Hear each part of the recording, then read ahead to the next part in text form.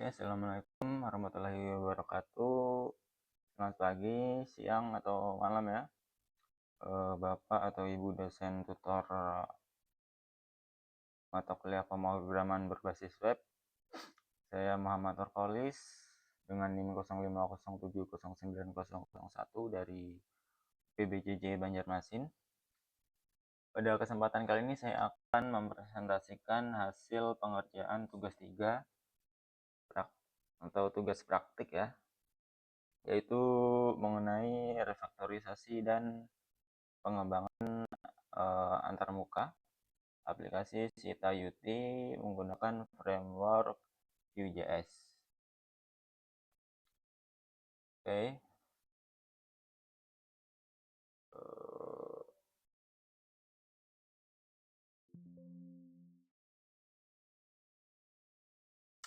Pertama mari kita review ya arsitektur dan struktur proyeknya. Kode yang sebelumnya bersifat dalam satu kesatuan atau dalam satu file utuh atau monolitik pada tugas 2 sebelumnya telah direfaktor menjadi komponen-komponen modular seperti ini. Struktur direktori ini terbagi menjadi direktori data yang sebagai tempat penyimpanan dummy data yang berformat JSON. Lalu ada direktori service di sini.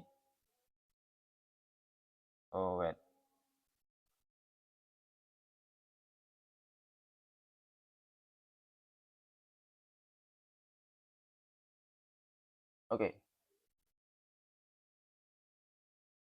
Ya, tadi sudah saya jelaskannya, di sini ada direktori data. Dan ini juga sudah sesuai dengan permintaan tugas 2 ya, praktik. Tugas 2 sih. Salah nih, typo nih. Oke, untuk tugas 3 ya. Ini sudah sesuai.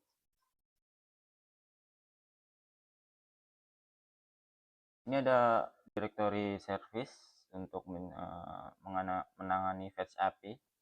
Nih. Lalu di directory components ini untuk menempatkan seluruh logika JavaScript dari setiap komponen Vue. Serta directory template yang berfungsi untuk memisahkan struktur HTML agar pengelolaan kode jadi lebih terorganisasi ya. Sekarang coba kita review kodenya. Agar arsitektur proyek ini lebih mudah dipahami, saya akan menjelaskan fungsi utama dari masing-masing file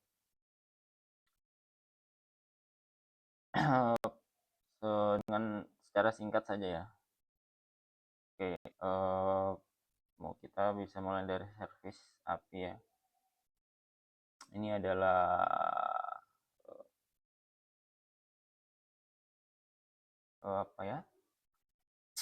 berkas yang file yang berfungsi untuk jalur komunikasi data ya. Karena di sini kita menggunakan fetch API untuk mengambil berkas dari data bahan ajar JSON secara asinkronus ya, atau asinkron. Lalu ada app.js. Ini untuk menangani atau bisa disebut root atau otak utama dari Vue ya.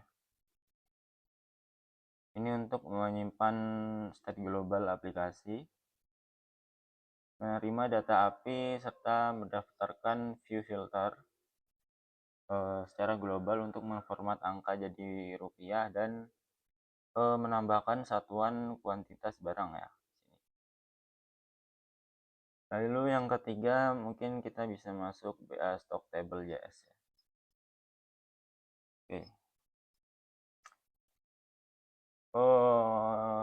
File ini berfungsi untuk mengelola seluruh logika stok atau inventaris.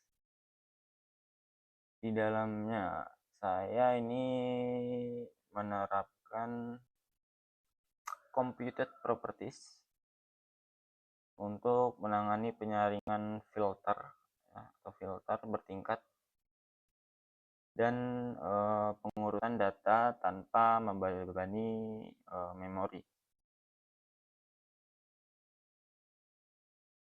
Lalu ada juga fungsi CRUD ya, atau manipulasi data. Lalu mungkin ini ya, BA order form JS. Ini untuk menangani antarmuka formulir pemesanan untuk kalkulasi harga, lalu untuk pembuatan nomor urut DO otomatis. Ini ya.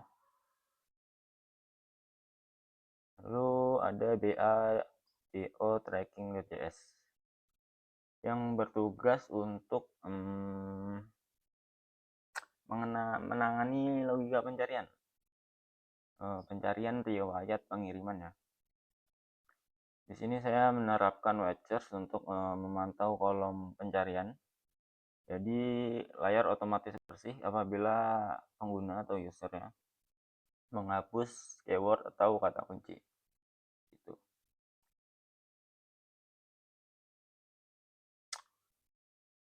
Lalu mungkin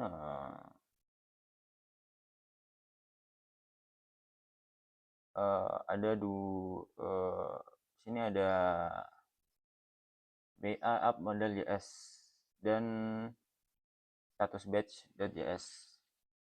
Ini sebenarnya untuk apa ya, merender pop-up dan status ini untuk penggunaan berulang ya, supaya kita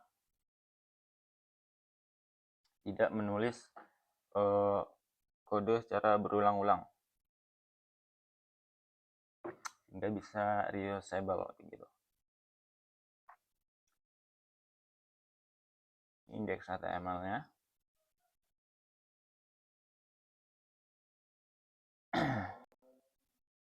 Lalu di seluruh file HTML di sini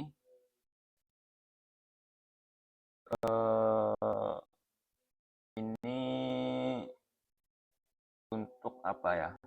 Menyusun tata letak aja atau strukturnya secara eksklusif ya, karena itu tadi karena kita sudah membuat modular, jadi ditangani oleh template-template ini.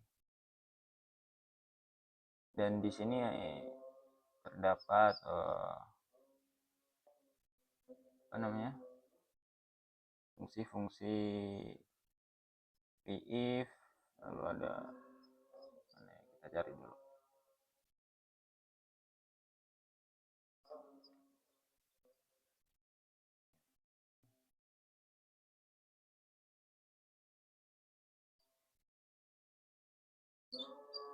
Ya itu dia. Ini langsung aja ya kita ke apa ya, kita review websitenya atau aplikasinya, hasilnya ya. Nah, jadi kita buka live server. Oke, ini dia. Di sini kita akan melihat ya implementasi antarmuka atau user interface aplikasi pada browser kita. Ini ada logo Uti, lalu ada indenter saya di sini sebagai footer. Kita buka tab stok bahan aja dulu sini, atau halaman atau tab ya. Cuman karena di sini apa namanya ya, tampilannya adalah tab ya, kita sebut saja tab yang menampilkan halaman gitulah. Oke, jadi di sini pada halaman stok ada daftar bahan ajar yang dirender menggunakan Directive 4. Dapat dilihat di sini kolom harga dan kolom kuantitas telah terformat ya, gunakan filter global. Lalu status buku juga sudah di custom menggunakan kondisional seperti VIF, VELSE if, ada juga VELSE. Ini komponen ini akan menampilkan status atau batch ya, berdasarkan stok real dan safety stock. Lalu untuk fungsi manipulasi data,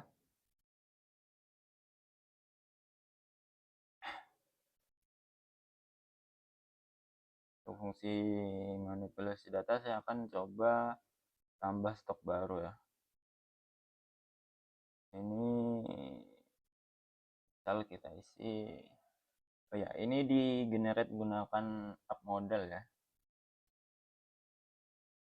Coba aja kita isi up ya, kita ngarang aja lah ya. Kategori wajib Padang misalkan, kasih rak peraknya rak 1 lah misalnya ya, mungkin harganya 200.000, stoknya 10, safety stoknya 5 misalkan.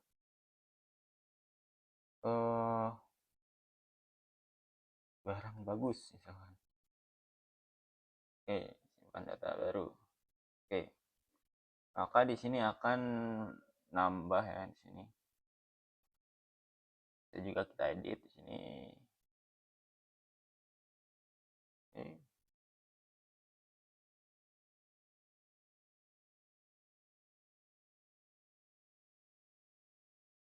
Bisa juga kita hapus ya. Ini semua ditangani oleh up model ya, jika namanya ada pop-up itu ditangani oleh up model gitu. Ini ada filter ya, kadang nggak ada ya. Oke,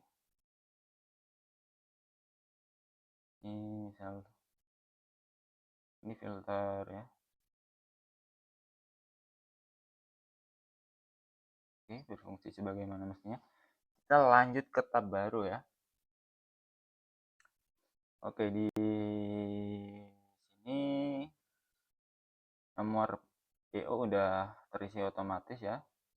Terus saya masukkan NIM saya aja. Oke, edisi reguler paket. Nah, harganya juga otomatis sudah sesuai. Data dummy. Langsung aja kita coba simpan. Oke, sudah tersimpan ya. Ini langsung menggenerate nomor DO otomatis ya. Dan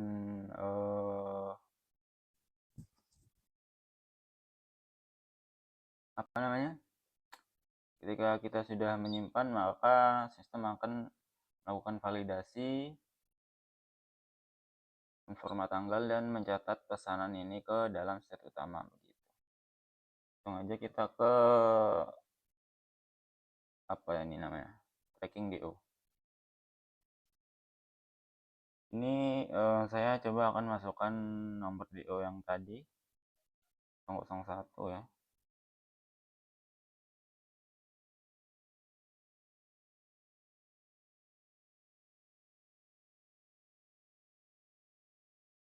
Ini dia.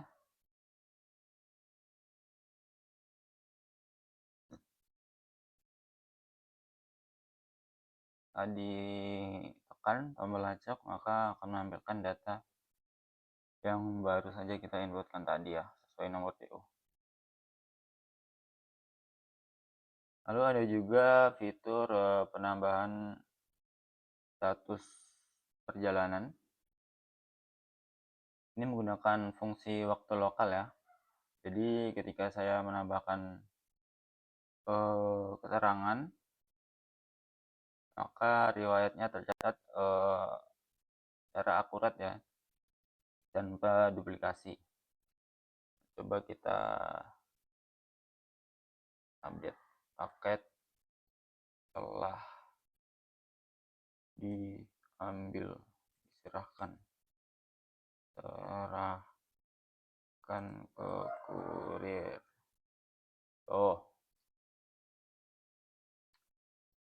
Ya mungkin gitu aja ya. Semoga indikator capaiannya sudah tercapai semua.